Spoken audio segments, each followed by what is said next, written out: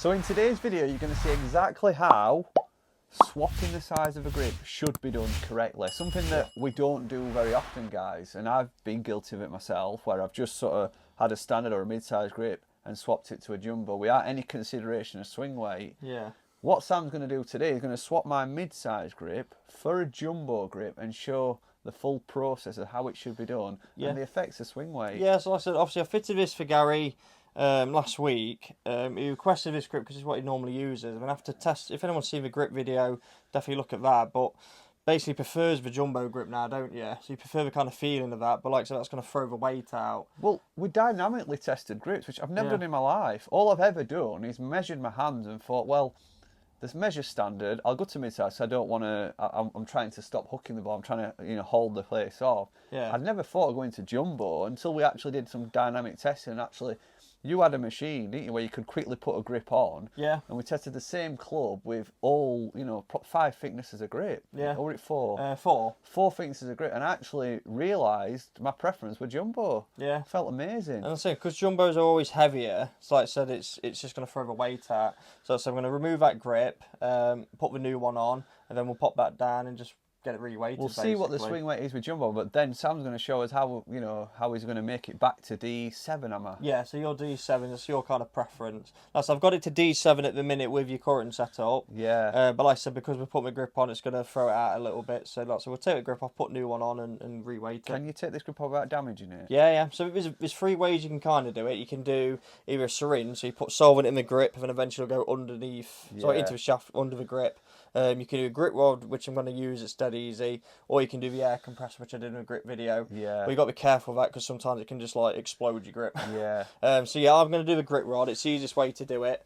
I mean, to be fair, for normal kind of, everyday person as well, these are ideal for about £20.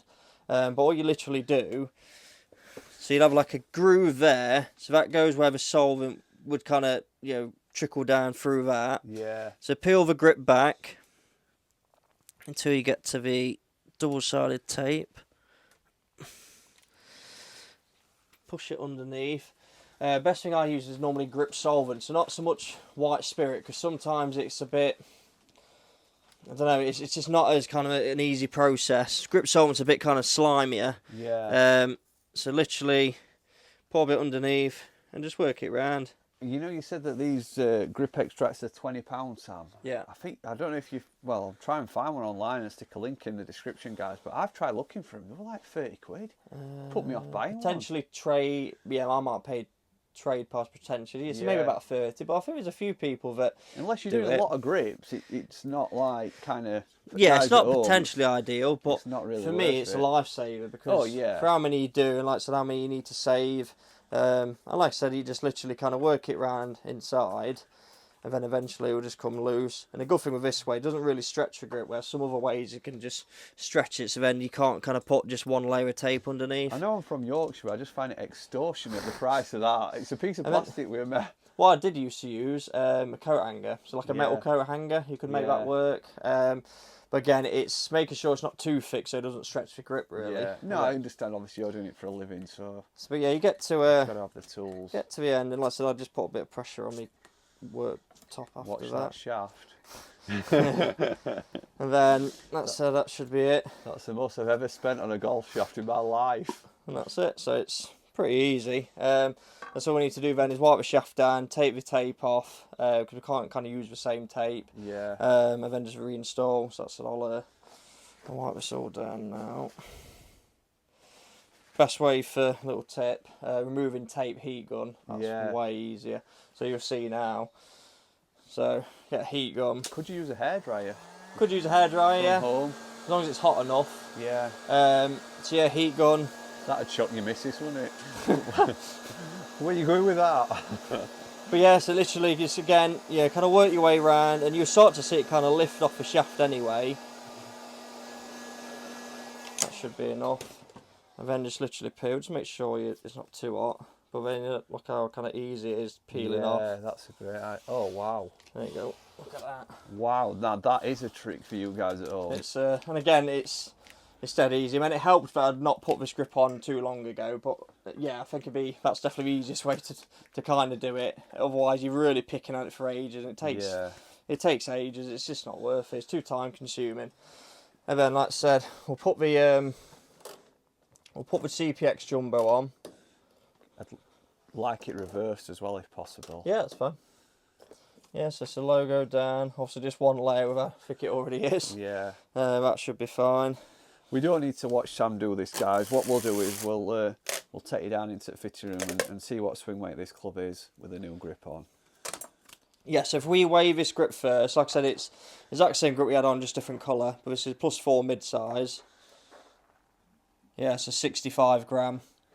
And then if we then look at the CPX Jumbo, I'll overlay that. Yeah, you can overlay that then. We've not got that. Oh, it's up in the other room, but I think it were about 85. I think it was 83. We're at 83. I think it was 83. I'll overlay that. So again, it's roughly about 18 grams in difference. Yeah, it's 65. Yeah, about 18 grams. So it's a fair amount. Let's see what this actually does to the swing weight. Then. Yes, like I said, it's. We were at D7. Yes, we got to D7. Like I said, it's going to be dropping. It's not massively different, but again, it's if you want it to be absolutely perfect. So it's gone to basically D5. So it's moved a little bit. It's moved 2 points, which is enough that you'd feel it. So yeah, like I said, I think now it's just a case of reweighting it. So the way you do that, you've got 2 weight ports. So you've got weight at the front, that adjusts kind of the spin, and then like the playability in terms of left and right, fade and draw. And then you've got the weight at the back. So with Gary, I know where I need to kind of add the weight. So I think we're going to add the weight into the back, I believe. Yeah. And like I said, it's just a case of kind of balancing it up. What I try and normally do is kind of keep the same ratio. So if there's a way that we can kind of keep the same difference in the weight, then like I said, you're not affecting the spin then either. So like I said, let's see what would need to kind of tweak it to. So that's 15. So it's 15 at the back at the moment, and then 22 at the front. What are you thinking then, like adding? I'm hoping we're able to get it away, but you only no, you need lighter then, don't you? No, you need heavier. Oh, heavier. So you need to go heavier to get the swing weight up. But I'm going to double check both weights. If there's a way we can maybe add just a fraction on each side to again keep the same ratio, really. So what did we add? We had 15 at the back. So 15 at the back, 22 at the front. Right. So like I said, if we can get it so it's maybe, I mean, we need to add roughly about 4 grams. So it's not a huge amount we'd need to add. Yeah. But like I said, yeah, if we can maybe try and add 2 at the front, 2 at the back, and it keeps the same ratio. So let's see what I've got. So in terms of, obviously it moved 2 points of swing weight, didn't it? Yes. What would that do if somebody kind of, obviously were to go through the whole bag and change the grips to jumbo and not consider changing the swing weight? Yeah, I mean, like I said, obviously you've got to bear in mind as well, you did have a mid-size on before. So if you then obviously go standard to jumbo, it would have shifted even more. Oh, yeah. So obviously it's only shifted 2 points. But like I said, it could have potentially been 3, maybe 4 if you'd have gone from standard to jumbo. So obviously bear that in mind. It's not as severe as it might have been. Yeah. But like I said, that's a point with the fitting with me. We've picked a swing weight that works. So why kind of all of a sudden change that? Yeah. Just by changing the grip when it can be rectified easy enough with kind of a weighting. Would it mean though, like obviously, with the swing weight dropping, would you feel more of the head? No, you'd feel less of a head generally. Less of the head. Yeah, so you'd kind of go. When you go lighter, the head will feel lighter. Yeah. But like I said, it's not kind of linked to the mass of a club. So obviously, in theory, we've added more mass to the club because the grip's gone heavier. Yeah. But it still makes your head feel lighter. So it is quite a weird scenario. But that's the point. You need to get it just weighted correctly to, like I said, just optimise it and get the most out of it. I think I found the weight for the front.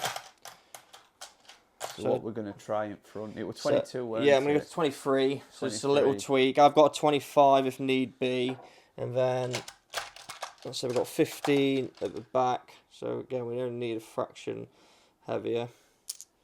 So it doesn't need to be, again, we're not changing a huge amount, perfect, so 17. Are these all tailor-made? Yeah, so they're tailor-made, so we've got depending on the model for Stealth 2 as well, you need like Yeah. 3 different backs.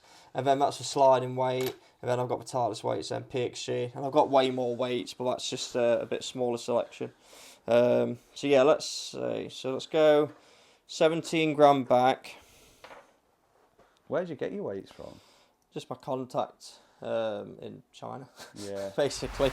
I did speak to TaylorMade actually yesterday regarding all the weights and stuff. And yeah, they just said all they do it for is swing weighting purposes. If someone came in with like a shorter shaft. Yeah. But yeah, I don't think, even when I spoke to the fitter there, it didn't sound like he went in a lot of depth with it. You know, Yeah. he'd say, oh, we'd only change it if someone went, say, an inch shorter shaft. Yeah. But they didn't really dial in where someone might prefer it lighter or someone might prefer Yeah. it heavier. So it's just taking it that next step, really. Yeah. Um, That's where these sort of toe fittings come in, and Yeah, like it- yourself, like an I said, it's exotic just- shaft fitter. Yeah, it's just, like I said, just taking it to that next level and just making sure. So I've just changed the back for now, see what it's done. Yeah, so it's not far off. So I think just at 23, That's D7, isn't it? D6.5. You got D5, so D6.5. So it's close, but Yeah. I like to make it spot on. If but you're yeah, not happy with half a swing weight, I'm not, no. what are you going to do now then? So I've got the 22 there, that's 23, so Right. in theory that should be perfect. Yeah, so I'll see This what... is my new club, if you're wondering, guys. With a £300 shaft. I'm sorry to say. That's what happens when you go to the shaft perv. That's it, just sort of works, in the end of the day. It's To be fair, I think the more expensive and the better quality the shaft, the easier it is for you to optimise, isn't it? yeah, like I said, you get that I wouldn't stability with it. I wouldn't have bought that shaft, Sam, unless I believed in that. And it's the first shaft that I've had in stiff flex that's felt stable enough. Yeah. You know, I've always been fitted for extra stiff because people have tried to give me stability in shaft, but it's felt too rigid. And with that, I could feel like a flow, like it just... Yeah, it's been, like I said, I was very pleased with, the performance you were getting out of Yeah. it. Like I said, it was doing what it was meant to do. You know, you got the feel back in the club which you wanted. Like I said, without having to go into X-Flex. Like I said, I think you saw the confidence go up as well, so your club head speed start to go higher. I'm going to ask you a question now, because a few people mentioned it in the actual fitting video. They said, obviously, because I'm a bit better golfer, obviously, I don't play as much these days, but they still class me as a pro. Yeah. They said that fitting would, be better for someone like me than someone of a higher handicapper. And they said maybe a higher handicapper wouldn't matter what, if it were more of an exotic shaft or even if it were a stock shaft. How would you answer that? Is it as important for a higher To be honest, I handicapper? think amateurs should be having more of a fitting than... Yeah, if you're a good pro, like I said, you're a pro, I play off scratch. Yeah. We could make anything work to some degree. Yeah. But not everyone can do that. So I think, Yeah. Amateurs, it's even more important to have a fitting. Yeah. Just to make it easier, that's the point of golf. You don't want it to be Yeah. hard, so it's hard enough as it is. So yeah, like I said, it's... But what I'm saying is the level of fitting, isn't there? There's fittings that you can go and get where it's a stock shaft fitting in your local retailer, in your pro shop, or you could come to sort of like a fitting centre like this where there's... It depends on budget as well. Like I said, I've got shaft options ranging from like 70 to 300. So Yeah. if someone doesn't need to go high end, I wouldn't advise anyway. If someone's like a beginner golfer, there's no point going to like a Ventus because the swing might change quite dramatically. But So that's what I'm getting at there. It depends on the individual. I think if someone wants to go for a high-end shaft, that's their choice. But like I said, you don't necessarily have to go high-end to get it to work. No, it's just got to be It's got to be the right profile in terms of weight, torque, launch and spin. But, you can get all options in that at different price points. Yeah. It's just... So more importantly for a high handicapper, it's more about getting the right specs in the shaft than actually the cost of the shaft so much. Yeah, I'd say so. Like I said, you get the fundamentals right in terms of, right, you need a low launch shaft. Yeah. Right, I've got it in £70, I've got it in 100, I've got it in 300. Yeah. And then it's their choice. Like I said, generally, you saw it as well, I think, that the more higher end you go, you do get more stability. Yeah. But obviously it comes with a cost of costing, potentially like 3 times more or something than other shafts. So, yeah, it's just... at the end of the day, it's whatever you. I'm going to ask you a question now then about my own game. Sorry to keep putting you on the spot with these questions. Sorry. I've just spent £300 on that shaft. Don't break my heart here. Could you have found a stock shaft in stiff to give me the feel that I wanted and still have the stability that I wanted? I don't think so. Reason being, because you've gone a 5 stiff, something like that would have been like a stock shaft, and it just felt way too soft for you. Yeah. You needed to go higher end, like the Velocore Tech in the Fujikura, to get that stability, but by still going quite a lightweight. Yeah. So yeah, I think if you'd have gone, say, I'll put an example, like the stock Ventus, which comes in with stealth, but you can get that in a 5 stiff, but it's completely different feeling and performance compared to a proper like Ventus Red. So yeah, I think it might have been close, but I don't think it'd have been as good. Definitely not. But again, that depends on you. It depends what you're needing from the shaft. You wanted feel, but also stability. I'll tell you what I am going to do when you're in bloody trouble. If this is proven, I'm going to test that shaft that cost me £300 with standard Ventus 5S. And there better be some differences. It should be. I'll be surprised if it's not. And again, because you've got the stability, I think like a lot of stock shafts are like quite high torques. I think they just feel way softer. Oh, we got to D7. Look at that. Look at that. We're purring on D7. So all we've done, added a gram to the front, 2 grams to the back, tried to get it more balanced in terms of the ratio. And that's it. So D7, but with a jumbo grip. So like I said, it's easy enough to do. It's just knowing what you need to change, basically. We know what his next video is. We can't do it today because we're out of time, but we've got to test that Tour. Yeah, the Ventus Red against a stock Ventus Against Red. the stock Ventus Red, because so many people are going to be saying at home that, you know, there's no difference. Yeah, it's... people do. They said there's no difference. I've seen these in comments before. Yeah, I think, like I said, it's... in terms of profile, I think it'd be quite similar, but, yeah...